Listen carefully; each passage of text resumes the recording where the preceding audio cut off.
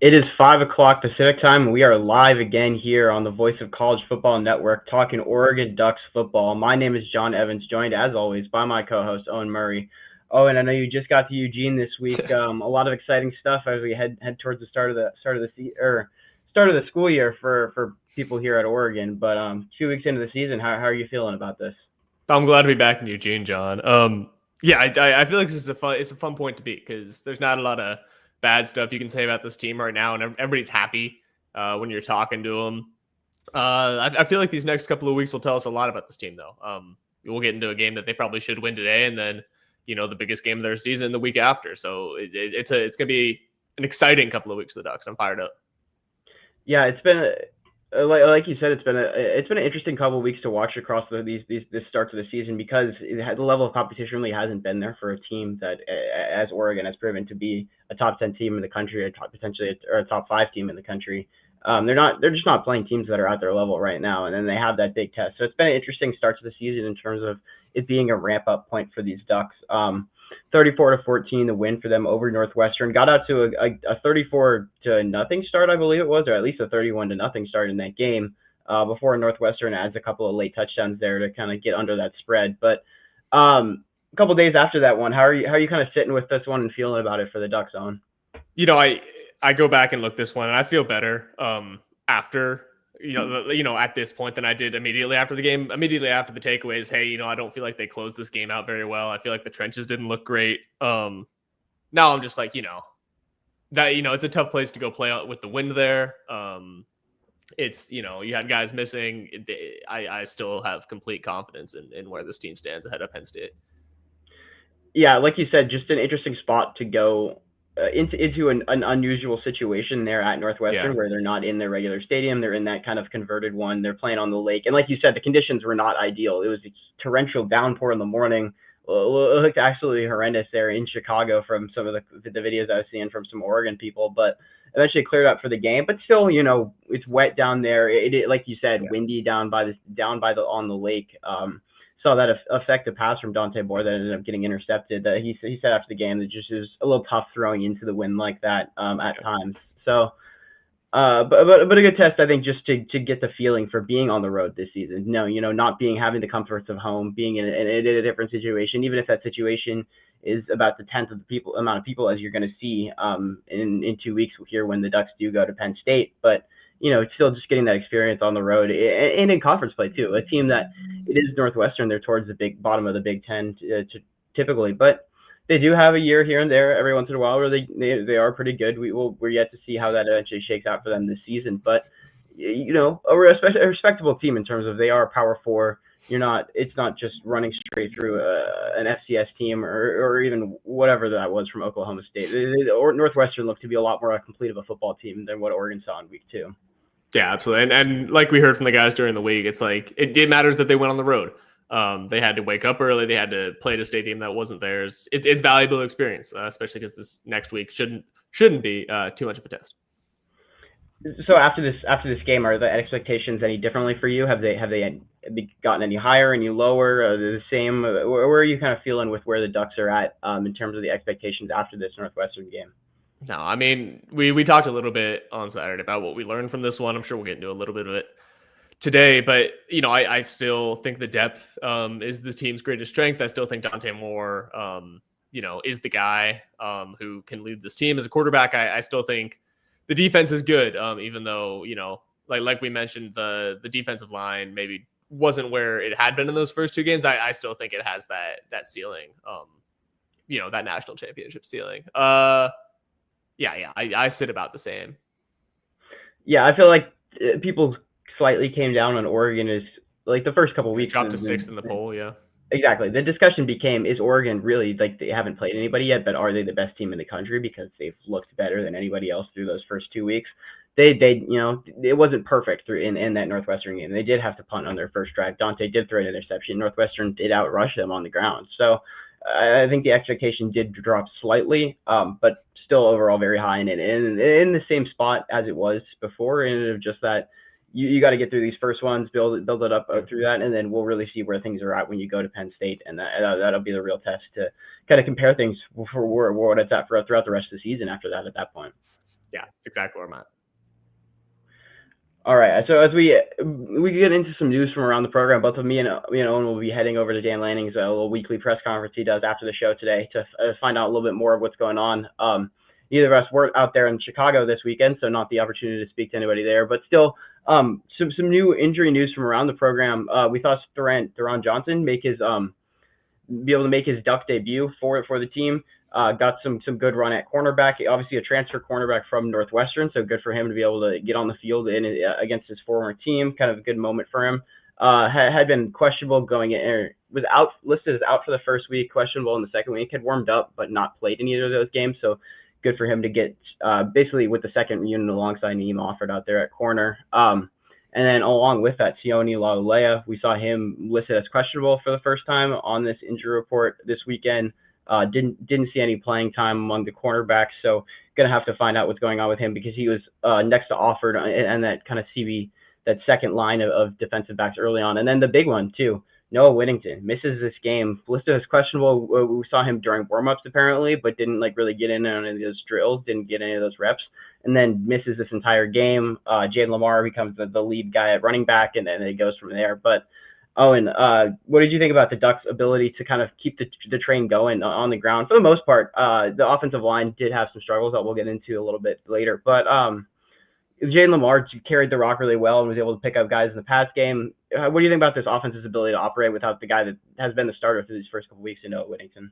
Yeah, I mean, I think Noah definitely has the highest ceiling out of any of those guys. You saw a couple guys, and I'll keep banging the drum for Thunder and Lightning. Really hit some highs here, but I feel like the carry to carry high wasn't there. Jaden Lamar, I do think is a very strong back. He's a great second option behind Noah Whittington. I think what this game made obvious though is that if the Ducks are going to have a run game, especially against a championship contender team, you got to have 6 in there. And that as great as this depth is, it doesn't feel like it can carry the game. It's more like the spice on top. Yeah, I believe Whittington just kind of has that juice that we've seen from guys like Hill at certain points this year. I just don't know if there is trust a guy like Hill to kind of take on Whittington's full role as a true freshman for him. Yeah, of course. When he gets to that second level, we saw it against Oklahoma State, second play of the game. He can just take off. He was a guy who we're gonna hopefully find out more about this injury tonight. But he was a guy who came in as a pretty highly rated transfer from Western Kentucky. Was kind of mixed in with Bucky Irving, and then missed an entire year just about because he tore his ACL against Colorado in that game where Dion came to Eugene in the first season of that. Then last year was the backup for Jordan James, but first year back from that injury. So this year was really year after the year after for him. Just getting really fully back to feeling like himself before that injury, and to start the season, he really looked like he was there. So unfortunate to see him go out, and a guy we're hoping the Ducks can get back soon. Yeah, I mean he's a big part of this offense. We'll talk about it more once we know what that is. But I just hope for his sake that it's not anything recurring. That it's something new and that it's something he can get over really quickly because the Ducks need him. I do really think the Ducks need him to beat Penn State. As we look at some other spots that we hit last week, Austin Novosad still out right now. It looks like Ducks went to Luke Moga and Brock Thomas as the backup quarterbacks. Novosad's been dealing with a lat issue, as we found out. Doesn't sound like it's serious right now, but they're holding him out just to be cautious with him. And then Kavika Rogers, who has been the first option off the bench at guard, he was dealing with an ankle injury after that first game, missed week 2, but was back again this week. So Oregon trying to get their guys back healthy. We know about some long-term injuries for this team, guys like Evan Stewart, guys like Trey McNutt, but good to get those guys who are nicked up, banged up, back in the lineup, back feeling healthy at practice, and get them back on the field and making an impact for this team. Yeah, absolutely. One other thing I wanted to throw out there, UCLA, unfortunately, my dad's Virginia Tech Hokies also fired their head coach, Brent Pry, Deshaun Foster out as the head coach at UCLA.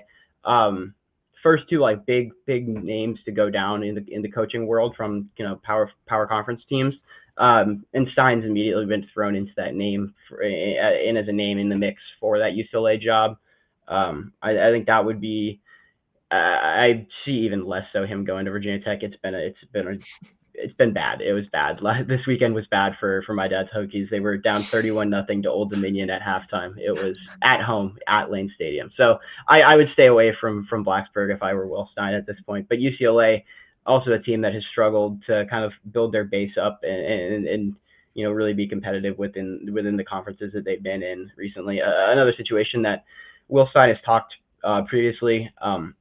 It would take a lot to get him out of Oregon. He's in a situation that he really likes. He feels like he can win at the highest level. Obviously, the call to be at the highest level of whatever your profession is, when that is a head coach, is tempting. But I think at this point it would take a lot to get Stein out of Eugene. UCLA is probably the top of that list right now because that's a West Coast job. Pretty you at least you think you have an asset at quarterback in Nico Iamaleava, but that would be the one that I would be worried about right now. But I would overall not be concerned about Will Stein going anywhere anytime soon for these smaller jobs. I think it's just going to take a lot to get him out of Eugene. Just call UCLA a small job. No, not a small job, but like these are situations that are tough to enter into. Yeah, you got to build UCLA struggles with recruiting despite being in the hotbed because struggles with NIL. Like exactly, they're Will Stein's a guy who knows that NIL is important. Exactly, he's got a lot of resources at Oregon. He knows he's got a lot of resources at Oregon, and he's been taking advantage of them. And I think, I wouldn't be surprised if he wants to win a national championship first as a coordinator. I've been saying that we'll see how long he'll stick around because he has been so good through these couple of years with the Ducks as their OC, but I don't know if it's going to be for a job that comes with as much question marks as something like UCLA right now. Yeah, I mean, these are not going to be the last calls Will Stein gets to come to be a head coach. He can turn these ones down and soundly know that he will get another offer to be a head coach somewhere, and that he has a great opportunity right now. I think it would obviously be a huge blow for the Ducks in the middle of the season to lose the guy who runs their offense. But especially with Dante Moore there as a first time full season starter, that's it. I don't see it happening. The first I'm not worried about anything is this after season. This would be an after the season kind of issue. Yeah, of course. But yeah, I mean, these are not going to be the last calls he gets. No, he can wait and pick his perfect job. That's the kind of quality he has. Yeah, and has shown to be at such a young age a guy who not that long ago. He's got time, man. He's got time. Exactly. He was not that long ago. He was playing with Teddy Bridgewater at Louisville and stuff like that. He's a guy that's still in his 30s and has plenty of time to become a head coach in the future. As we move forward a little bit, just want to go back to the segment we've been doing every week after these games. Question marks and exclamation points from week 3. Just a couple of things that we were excited about, and then something that we still have questions about still. Owen, I'll let you start this one off here. But what was something that got you excited that you saw from this game against Northwestern on Saturday? Yeah, man, I've been doing a little bit of research into D.R. Hill Jr. and Jordan Davison, and I'm really excited what they look like as a tandem. We talked about this on Saturday, but when those two guys are in the backfield together, just because Hill is so fast and Davison is so much of just a wrecking ball, you really have to account for both. You got to have guys on the outside who can go get Hill, but you also got to kind of stack the middle and not let Davison go up the middle. And what happens is you can't do both, and Oregon will just pick whichever option works. We've seen it with Davison on the goal line. We've seen it with Hill for his touchdown against Northwestern. I'm really fired up about what these guys can do for this offense. Even if they're not the number one option, they raise the ceiling of this running back room by so much. We've heard that the Thunder and Lightning nickname given to them already, and they look like a future, problem as a duo in that backfield, just because they do complement each other so well, like you said. And then you can use them on. I really like the amount that they've used the two of them together in some 21 personnel sets. That was the one that set up D.R. Hill's big touchdown in this past game against Northwestern. They run like a counter play with Davison as a lead blocker getting outside, and he makes a good block. I was really impressed by his blocking across that game. Kind of stepped into the role that Jaden Lamar had been playing, where he was the guy on 21 personnel sets and would be used as a blocker. Davison did a lot of that against Northwestern and did it really well. Just one stat that I found on each of those guys when I was doing some stuff. Hill, I put my my filter at 10 carries this season because Hill's got 11, Davison's got 13, but Hill highest rate of explosive 10+ yard gains on those carries in the country, over 50%. on that explosive rate. And then Davison, only player in the country taking every single one of his carries for a first down or a touchdown. We've seen them use him in the goal line, and he's 13 for 13 on those opportunities, 8 first downs and 5 touchdowns on his 13 carries. Only player that's over 80% even on that rate. That he's just doing exactly what he's asked to do. So yeah, I mean, and going back, listen to what running back coach Rashad Sample said in the offseason. He was just like, these guys are film junkies. They're aged beyond their years. That's why they trust these guys so much. Exactly. That's why they get on the field as true freshmen. They're not, for what it's worth, they're not freshmen, really. They're not really first-year players. Yeah. All right. So as we get into first thing that, for me, excited from this past Northwestern game, Dante Moore, just what he was able to do. This was the thing that I was looking for him to do coming into this game. Operate behind the sticks, and he did it really well in this game. We saw on that first drive, they get a 3rd and 9. He ends up checking it down after some pressure comes in. But other than that, he did really good on some of these 2nd and long, 3rd and long opportunities that the Ducks really weren't getting in these first couple of games because they were picking up consistent chunks on the ground. We had to see Dante, early in that game, scramble drill on 2nd and 10. He hits DeCorian Moore coming across on a dig. And then late in the half, has a 20-yard pass to Corian Moore on 3rd and 10, and then a 20-yard pass to Malik Benson on 3rd and 8. Both of those picking up big conversions late in that half on that touchdown drive in the 4-minute drill. And then the one we saw in the second half to Malik Benson, one of the best throws I've seen from an Oregon quarterback recently. On a bootleg out to his right, Benson's running a corner route on a smash concept with Kyler Casper holding the flat defender underneath. And Moore, he's booting out to his right on the move and just hits it on the money to Benson, 25 plus yards downfield, just fitting it into a window, right over a DB, right down on the sideline. Was really impressed by his ability to, just operate when the offense wasn't on schedule because it was behind at times in this game, having to pick up some of those 3rd and longs, and he did a really good job there, being able to read out defenses. And I feel like at this point, he looks more comfortable in this offense than Dylan Gabriel did a year ago, despite Gabriel's experience on the field.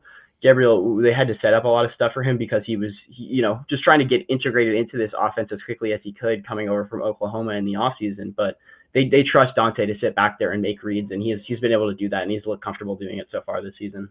I know this sounds kind of silly, but he just feels like a guy who just never makes the wrong decision. We saw in this game his ability to judge really well whether to throw on the run or whether to just tuck it and get a couple yards. Even the interception, Dan Lanning was saying, hey, I really felt like that was the right decision for him to make, to throw that, and part of it was the weather, some of it was just how it turned out, but I liked the choice to throw it there. He's shown really good judgment. I think that's the biggest thing that we've learned from these first 3 games, because that's something that was the big concern coming into the season, that he hadn't matured. But we had said that he had, and that he learned a lot from Dylan, both in what to do and what not to do. And it just feels like he's making all the right decisions, man. This is exactly what Oregon was hoping for with him. Yeah, like you said, the decision making, it's really impressed me. He knows when to take it and just scramble for his yards. The interception came on a play where it's like it's second and short. He's up big in the 3rd quarter. I'm fine with him taking a shot at that point in the game. He's throwing against the wind, probably a throw he shouldn't have made, but overall it's not a decision that hurts the team. And that's what Dan is looking for from his quarterbacks: operate the offense and don't hurt the team with turnovers. So Dante has done everything that he could have asked for and more so far. Yeah, and I'm gonna jump kind of on the same train for my second exclamation point. Is just that this is not going to be a one receiver offense. Just watching football this weekend, you see some teams that just really only operate through one receiver that the quarterback has a good connection with, and that's just not the case in this offense. He's already got the connection with Malik Benson that we've talked about, but he trusts DeCorian more implicitly on those scramble drills. He trusts guys like Kyler Casper to go up on a goal line fade and get that. He understands what all these guys are good at, and this just is not going to be an offense that can only go to one guy in crunch time. We've seen him spread out the ball pretty well through these first couple weeks of the season. I thought like Kenyon Sadiq could be that top target guy in this offense, and he hasn't really been yet because they haven't really tried to script up that much for Sadiq. But Malik Benson's been, I think, the leading receiver so far. But Corey Moore continues to get a lot of targets, and like you said, just spreading it around and having a lot of weapons that can attack you, and then you can't load up onto Corey Moore because what if Malik Benson does take the top off and go hit you for a deep shot? So it just opens things up throughout the offense. Yeah, it's just really valuable. and something that, maybe we didn't expect coming into the season just because there were so many questions in the receiver room, with Evan Stewart going down, with Decory Moore is going to be good, but he's a true freshman. How long will he take to integrate? It seems like all the answers are yes, it's going to be fine, and we trust him. Even Kyler Casper coming back off a year he spent mostly out with injury, like it just all feels like it's working out for the Ducks. It's kind of crazy. Yeah, there was we knew about the talent in this receiver room heading into the season. We knew there were guys that could be good. It was just like you said, it was question marks, it was unknown because we hadn't seen it and we didn't know how these guys would shake out into different roles. And we've been able to see that earlier this season, but there are roles where it is still a lot of movement throughout the offense, and guys, they're using everybody just about up and down this receiver room out of whatever there's 6 to 7, whoever it is, main options at that position. Yeah. All right, where are we going with the next one?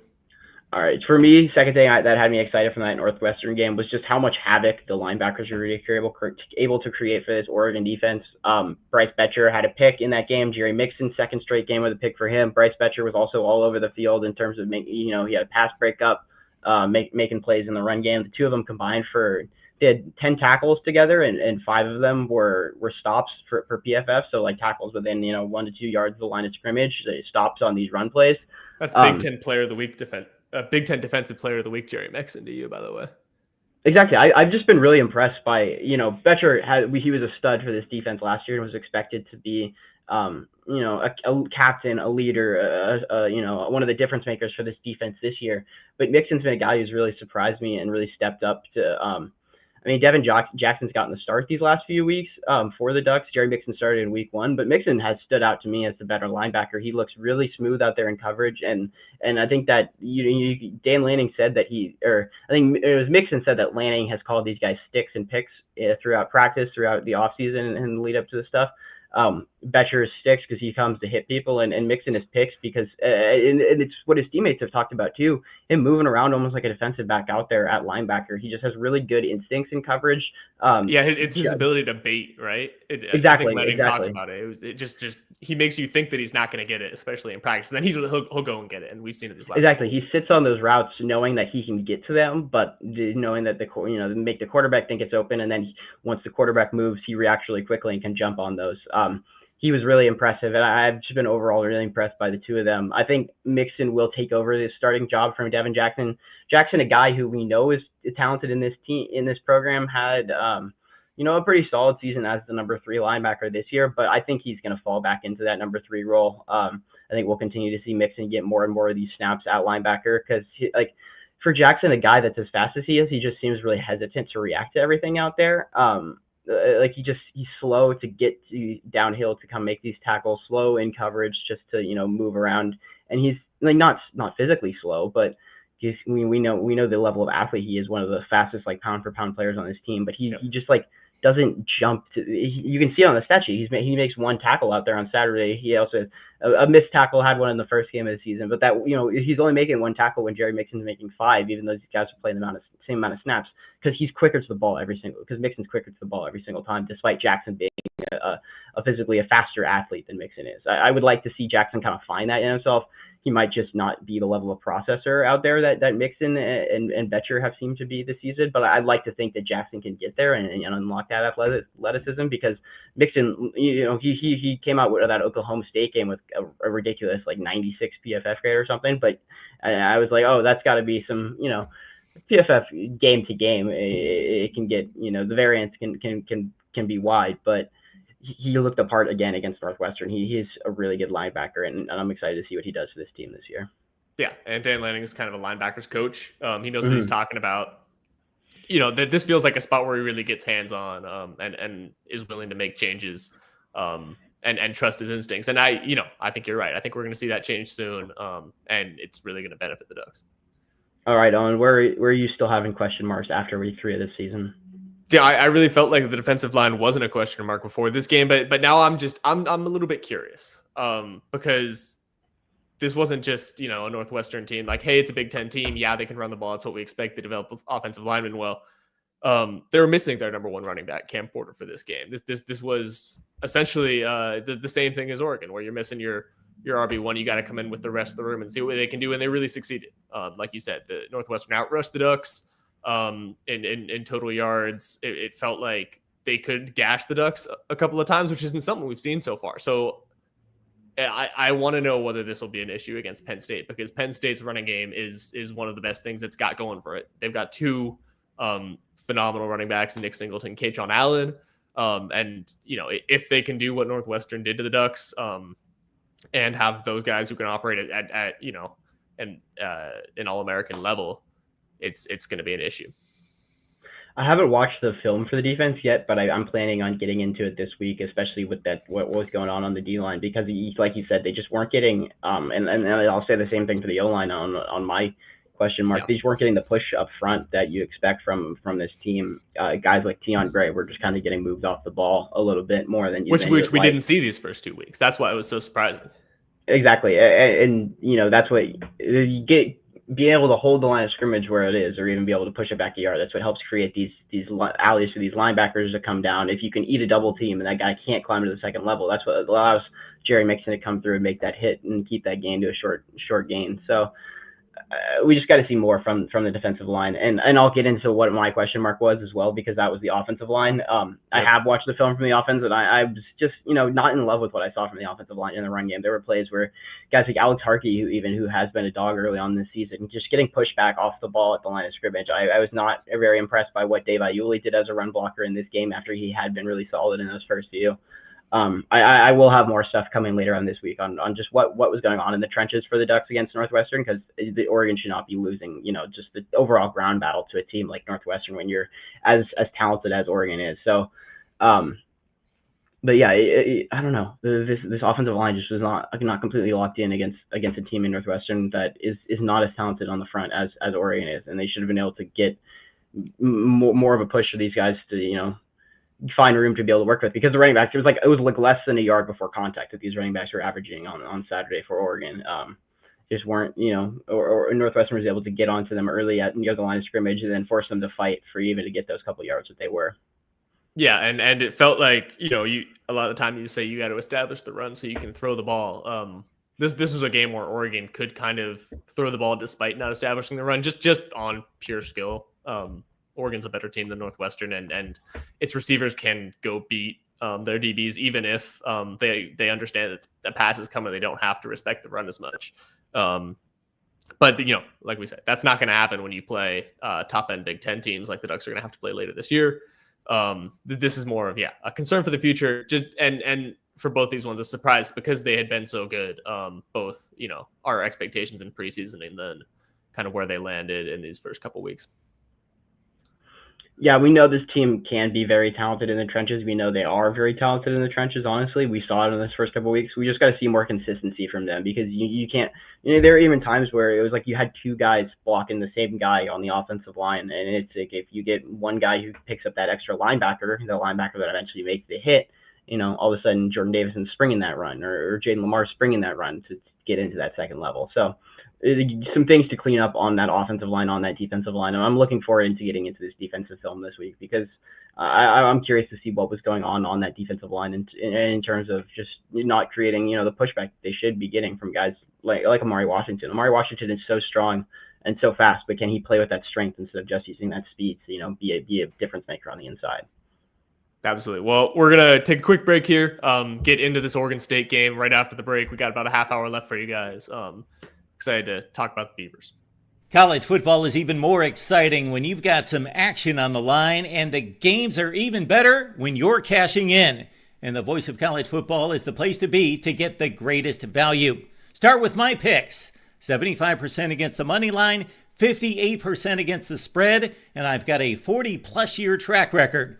11-0 in the college football playoff for me last year against the money line, 8-3 against the spread. And I'm just the warm-up act. Steve Merrill of Wager Talk is our ace in the hole, show stopper. 7 years with the Voice of College Football, over 30 years in the industry. Steve gives us analysis on all the big games, but you can't miss Steve's weekly under-the-radar pick. 28-12 against the spread the last 3 years. You also get picks from some of our top analysts here at the Voice of College Football, including Corey Bratta, Matt Zemek, and Steve Dace. Check out those numbers. Become a YouTube or Patreon member for just $99 per month. Go to the main channel on YouTube, click join, and then select a betting tier. Do the same thing on Patreon. Make 2025 a winner now.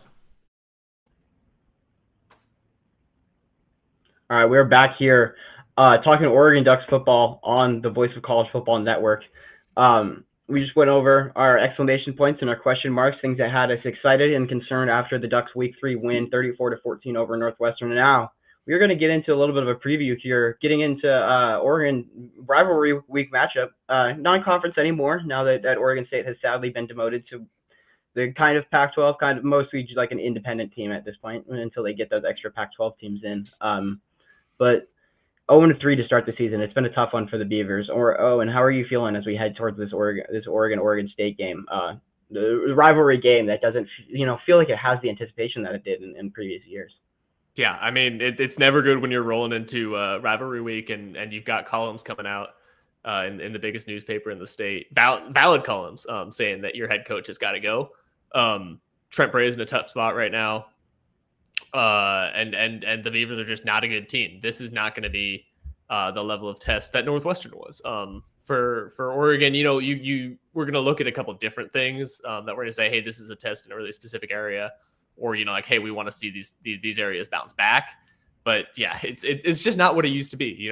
This was a game that decided how Oregon season went. The Ducks have made and then not made conference championship games in the last 5 years based on this game, and that's just not how it is anymore. Yeah, I mean that was always bound to happen when that game was moved from that rivalry slot at the end of the season into some point in non-conference play. And then especially because Oregon State, with not having that impact within the Big Ten on those conference championship games, it's really just hurt their program. It's obviously we saw Jonathan Smith leave for Michigan State as soon as that happened, and Trent Bray had to take over and really restart a lot of things. He's been able. I've been surprised at some of the talent. Guys like Malik Murphy at quarterback that he's been able to bring in, but just not been able to find any success on the field so far this season. Lost in that season opener to Cal as JKS, former Oregon guy who transferred to Cal after. He's balling, man. Yeah, he's been balling. He diced them up. He is like appointment television. Yeah. He is. It's been actually really exciting. The film nerd people that I follow that on Twitter and stuff all are very excited about him.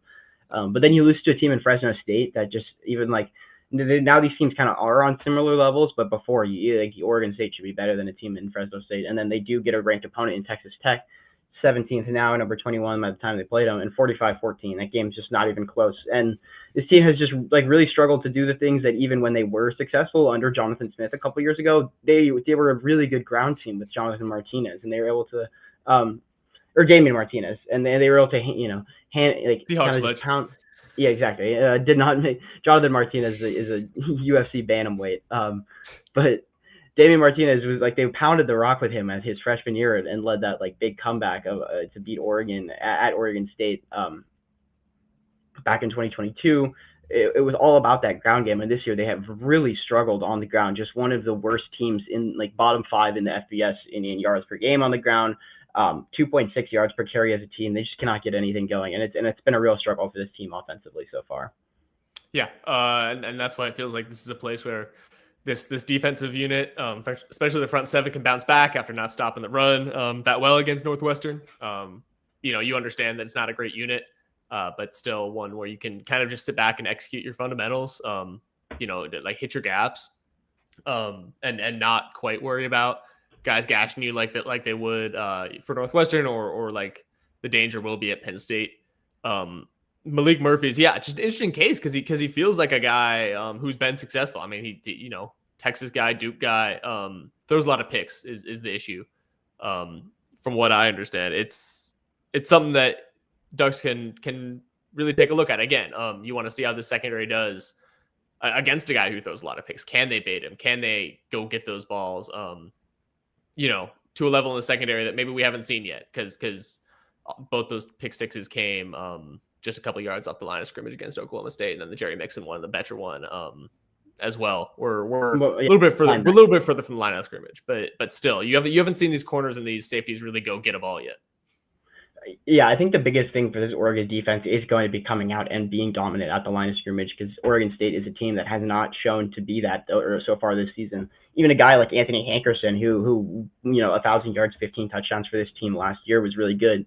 He goes 11 carries, 12 yards against Texas Tech. Like, once they play a front seven that is, Texas Tech has brought in a lot of guys to overhaul that interior of their defense from the transfer portal, and then when Oregon State goes and plays a team like that, they're outmatched and outclassed by the physicality of some of those guys on the inside, and that's what Oregon has to come out and look like. They should be looking to absolutely shut this rushing attack down, because it has been one that has struggled so far this season.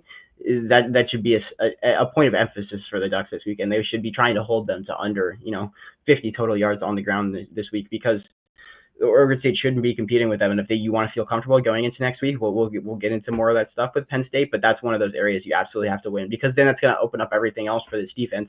And it's what teams have been able to do to Oregon State this year, where they've been able to shut down that ground game early. And it forces Malik Murphy. He's fourth in the country in total dropbacks right now. He's averaging over 45 a game. That's a lot for a college passer.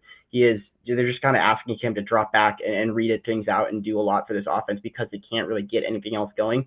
And then, like you said, that's where the Ducks can capitalize and take advantage with the athletes that they have in the secondary, because Oregon State's receivers are okay, but they're guys who they've developed internally, and we know Oregon is just recruiting, and it has guys in the secondary who are just at a different level athletically what Oregon State's receivers are doing.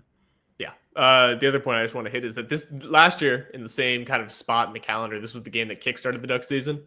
After a pretty slow start and then a close one against Boise State. It's not the same this year.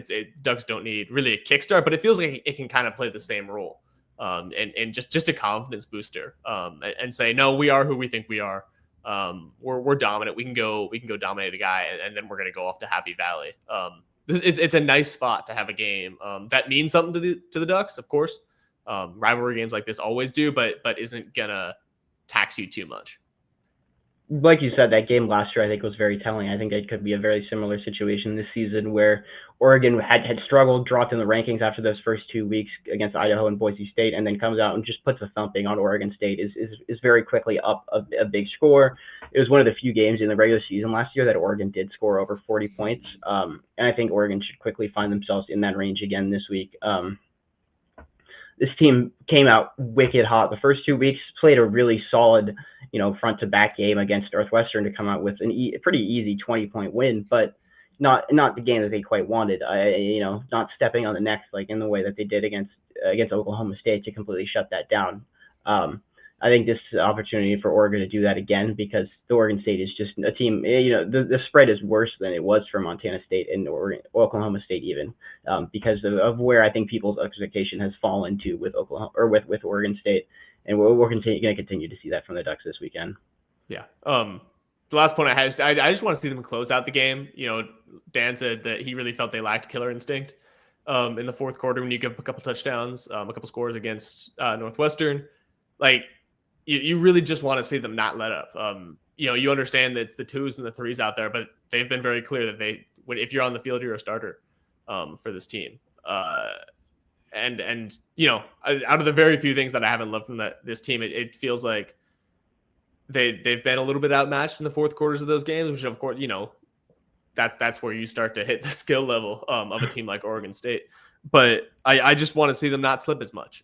I want to see, whether that means leaving a couple starters in to kind of lead the defense, leaving a guy like Dylan Thieneman in or Betcher, or if that's just, communicating like, hey, we have to understand that these fourth quarters matter just as much. That's the only thing I want to just see if they can hold the line in the fourth quarter of this game, because it feels like one where it will be the twos and the threes again. Lanning came out after that last game and was immediately just not happy with the way things ended, and like you said, in kind of letting up at the end, it almost felt like. I expect that to be something they do emphasize this week, and I wouldn't be surprised if a guy like Dante Moore, even if they're up 30 to 40 points at halftime, plays more than just one drive coming out of that at half. Even if that's just a second one, I wouldn't be surprised if they say, hey, we let up last week, we didn't go for the kill, and we're going to go for the kill again this week. And it ends up, I'm not saying it's going to get as bad as 69-3 against Oklahoma State, but I think it could be in that sort of 50-something to scoring in the single digits, because Oregon State is just not a team that is on the Ducks level. And Oregon at this point, you have to go out and put up a performance like that if you want to be looking like you're ready for a team like Penn State. Even, when Penn State is struggling to pass the ball last week against Villanova, they still put up easily numbers on the ground. I think it was over 300 yards almost, if it wasn't. But yeah, Nick Singleton and Katron Allen are going to come after you, and you got to be able to shut down. You got to be able to shut down Anthony Hankerson if you want to be able to shut down Nick Singleton and Katron Allen. Yeah, yep. And I don't know where I was going to fit this in, so I'm just going to throw it now. But the Luke Moga kind of deal where I think there was like a QB sweep with Moga. He's gotten a lot more snaps these past couple games because Novosad's been out. I'm very interested to see how they use him because he's a track star, man. And it feels like that could be something that they could really look at having a package for. Dante Moore is a guy who can move, and we've seen that he's not immobile. But it that was an interesting option. And that was the first time I'd really seen something like that this year. Curious what you thought of that. Is that something the Ducks could really have as a package going forward? Yeah, I think like a 2 QB thing could be a bit of a fun gimmick, especially with a guy like Moga who does have something Stein would do for sure. Some legitimate speed, and exactly like you said, it's something Stein would do. They had like a play where they started Moga at receiver and then motioned Moga into quarterback, kicked Dante out receiver, and then ran like it was going to be a reverse to Dante, and then he would throw, but they faked the pitch to Dante, and then Moga. And that's going to come back at some point too. Like they will run the reverse. He didn't get a ton of yards, but I guarantee you, these next couple of weeks, at some point, we will see Moga out there to pitch it back to Dante, and then Dante look to load up one to Benson or Decorian more downfield. So, I don't know if that's like necessarily going to be a part of the strategy, but interesting to see just Moga get out there a little bit. He has been exciting to see as a runner for sure so far this season because he has gotten some of those opportunities without Novosad out there. So. At some point, he could be a guy for this program. So just good for any of those guys who could be eventually making an impact on the field to get some of those opportunities that you're not going to see later on this season. Yeah.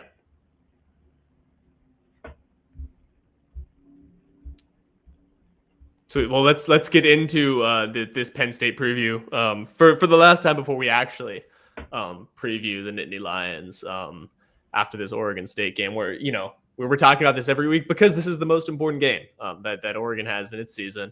This is going to be the one that the Ducks want to win more than any other game, save maybe a trip up to Seattle where they haven't won in a few years. Just what needs to happen this week? This is the question we've been asking to feel confident next week. We've talked a little bit about the line and we can go there. Is there anything that's not the defensive line and the offensive line that needs to really happen this week to just quiet all the doubts? I think like we were just saying, not having that complacency at the end of the game and really going for the kill and making sure that you're not going to be able to let it, an 80-yard touchdown, it's a fluke play, but that's one that Dan, I know, is going to be furious about because those should not, he's like, that's the one he's going to say, like, those should not be happening to us regardless of who's out there on the field. So I think that's something that Oregon should definitely put that foot on the neck, go to try to break the scoreboard in Austin again against this Oregon State team. Not because you necessarily feel like it's a personal attack from Oregon State, but just to feel like, hey, we are at that level, that we're going to go out there and we're going to give Penn State one hell of a game out in Happy Valley. Because, when you're finishing like that and looking a little timid at the end of the game almost, it just doesn't bring the type of energy and the vibe that you're going to need to go beat a team like Penn State. I think that's the first thing. Obviously, I can talk more about the lines and what they need to do, but I think that's the first thing that Oregon should be looking for is this should be a domination against Oregon State. It should not be a team that's playing them close whatsoever. Yeah. I want to see him continue to spread the ball around. I talked about how happy I was with that against Northwestern. I think that, again, this is another opportunity to be able to kind of flex what you can do. We know they're not going to open up the playbook too much in this one just because they don't need to in order to beat the Beavers. But I want to see a little bit more Jamari Johnson. We got more Jamari Johnson in the Northwestern game, but I'm excited. I think that's a fun option. I want to see more 21 personnel with D.R. Hill and Jordan Davison. Not to load these guys up too much, but I want to see what these guys can do further down the depth chart. I liked the goal line fade to Kyler Casper. I think that's a cool option, and he's the guy that you want to go do that.